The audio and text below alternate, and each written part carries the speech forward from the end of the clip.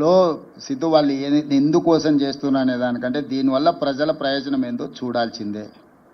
ఆ ఎన్నికల ముందు వాళ్ళు చేసిన ప్రయత్నాన్ని మేము తిప్పికొట్టినాం కాబట్టి, ప్రజలు కూడా తిప్పికొట్టి 240 సీట్లు ఇచ్చారు కాబట్టి రిజర్వేషన్లు రద్దు కాలేదు, రాజ్యాంగాన్ని మార్చలేదు.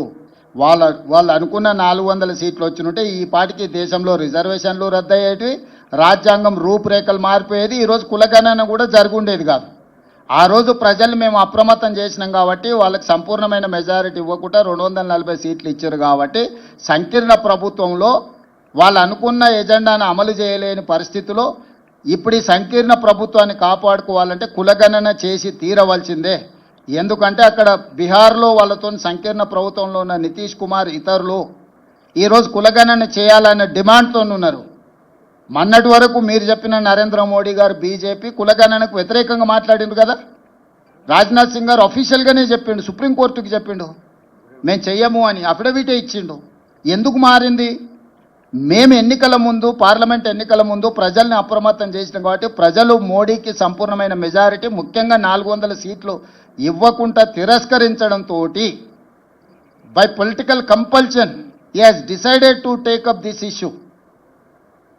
సో మేము ఏదైతే ప్రయత్నం చేసినామో రాహుల్ గాంధీ గారి భారత్ జోడో యాత్ర దేశ ప్రజలకు ఉపయోగపడ్డది.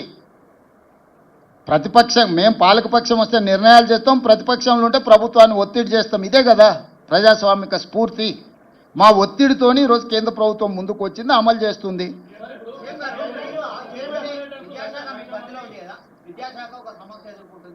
ఇక అది ఇప్పుడు ఇది మాట్లాడుకున్నాం, ఇప్పటికాడికి దీనికి మాట్లాడదాం, ఇక్కడ దేని విషయం మాట్లాడదాం.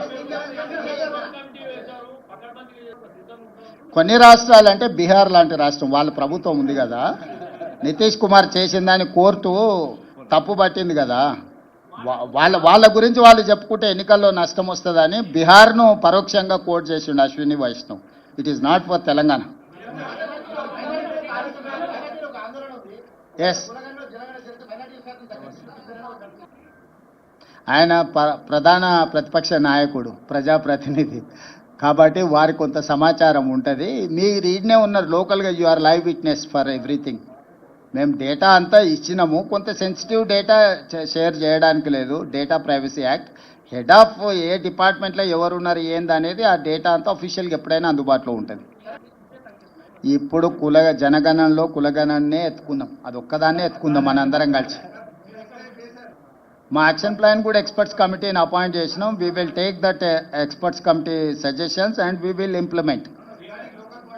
Yes, it is there, it is under process. ఇప్పుడు ఈ ప్రెస్ మీట్ అనేది నిన్న కేంద్ర ప్రభుత్వం తీసుకున్న నిర్ణయం మీద రాష్ట్ర ప్రభుత్వం సహకారానికి సంబంధించి మీరు ఏ ప్రశ్నలు అడిగినా దానికి రిలేట్ చేసి అడగండి. चतुर्वेदी, ये सब सारे राजनीति में बार बार जब पत्रकार ने जो सवाल पूछा, सवाल के हिसाब से जवाब आएंगे. हमारे मित्रों ने क्या, आपके मित्रों ने क्या सवाल किया, हमारे मित्रों ने क्या जवाब दिया, मुझे तो पता नहीं.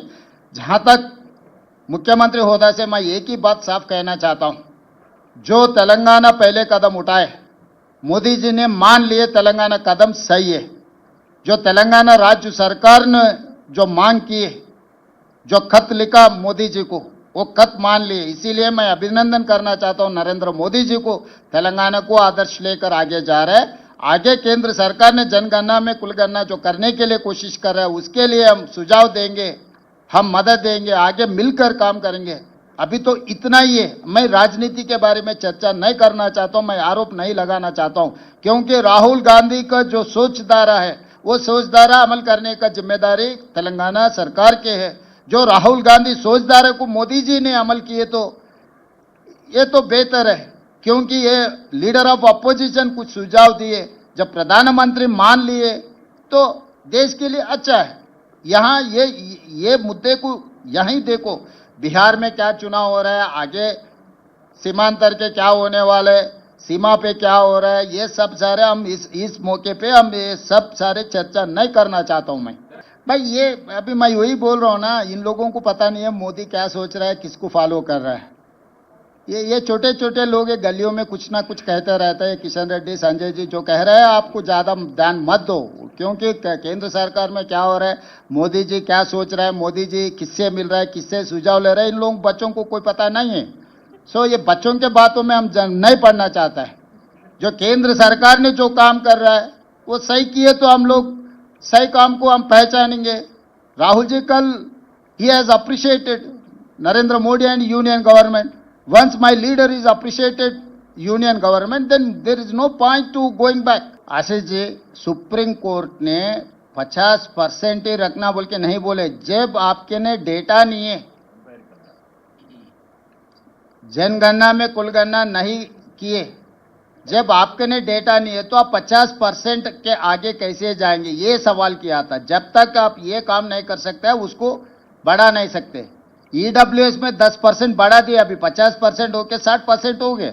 आगे ओबीसी के लिए जो करना है, हम लोग जो 42% रेजोल्यूशन पास किए, जब ये पूरा इकट्ठा होकर अगर डेटा मिले ना, डेटा मिल गए तो काम खत्म। वहीं से अब रिजर्वेशन बढ़ाने का काम शुरू हो जाएंगे। इसीलिए पहले ये काम करो। पहले अभी किसी को इलाज करना बोले तो पहले एक्सरे लेना, तो ये एक्सरे है इलाज करने का। దేశ ప్రజలకు ఉపయోగపడ్డప్పుడు ఎవరు మమ్మల్ని ఆదర్శంగా తీసుకున్నా మాకేం అభ్యంతరం లేదు। ప్రపంచమే మేము కాంగ్రెస్ పార్టీ స్వతంత్రం కోసం కొట్లాడినప్పుడు ప్రపంచ దేశాలు చాలా వరకు మమ్మల్ని ఆదర్శంగా తీసుకొని కొట్లాడినరు। మహాత్మా గాంధీ కాంగ్రెస్ పార్టీ ప్రెసిడెంట్, శాంతి ద్వారానే ఒక పెద్ద యుద్ధాన్ని గెలిచిండు। హింస లేకుండా యుద్ధాన్ని గెలవడం ప్రపంచంలో ఎవరైనా సాధించిండ్రా? మహాత్మా గాంధీ గారు హింస అనేదే లేకుండా ఒక యుద్ధాన్ని గెలిచి ఒక దేశాన్ని స్వతంత్రం ఇచ్చిండు।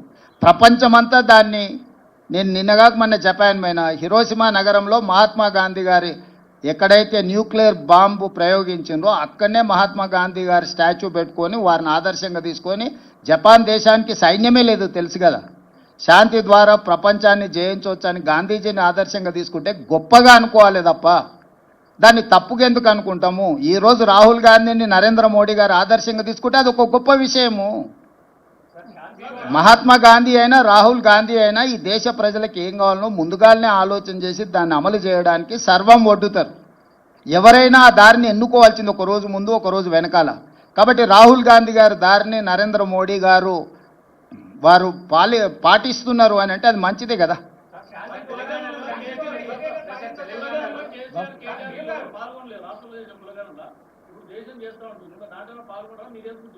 నేను అనేది ఏంటంటే లేనోడు లేనట్టే, ఎందుకయ్యా మనకి చర్చ? వెనకటికి ఆయన ఒకటి చేసినప్పుడు చెప్పిండు కదా, ఉన్నోడే ఉన్నట్టు లేనోడు పోయినట్టు అని చెప్పిండా?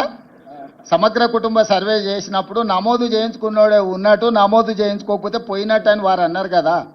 వారికి స్పష్టత ఉంది, కొండలు నీకెందుకు లేదు?